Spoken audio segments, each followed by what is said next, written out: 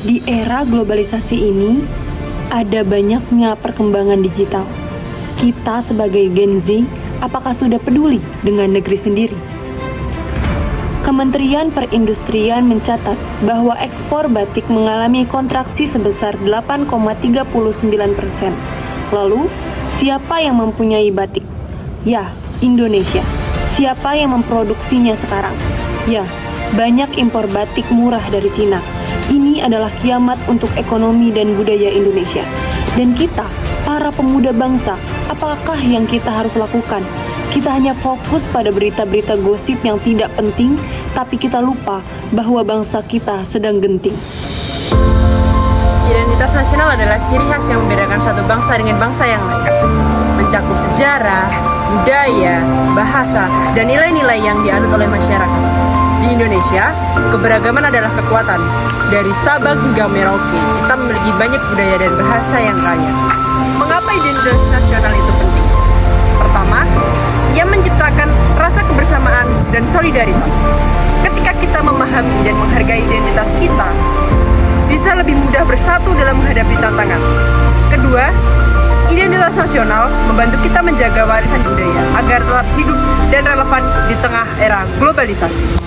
Lalu, bagaimana kita bisa menguatkan identitas nasional? Yang pertama, dari segi pendidikan. Kita dapat mengajarkan sejarah dan budaya Indonesia sejak dini. Yang kedua, dari kegiatan budaya. Kita dapat mengadakan festival dan acara yang merayakan keberagaman. Dan yang ketiga, melalui media sosial, di mana kita dapat menggunakan platform digital untuk menyebarkan konsep positif tentang budaya kita. Identitas nasional adalah jembatan yang menghubungkan kita semua. Mari kita jaga dan kuatkan bersama agar kita maju sebagai bangsa yang satu. Berikut merupakan 10 bukti nyata mahasiswa dalam menguatkan identitas sosial. Yang pertama, yaitu melakukan kegiatan kebudayaan, seperti mengadakan festival seni, tarian, musik, dan kerajinan.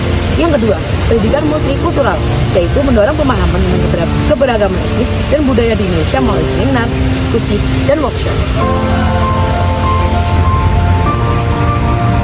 3. Pengabdian masyarakat, yaitu melaksanakan program pengabdian di daerah terpencil untuk membantu pendidikan dan juga pemberdayaan masyarakat, sehingga meningkatkan kesadaran juga kekayaan budaya lokal.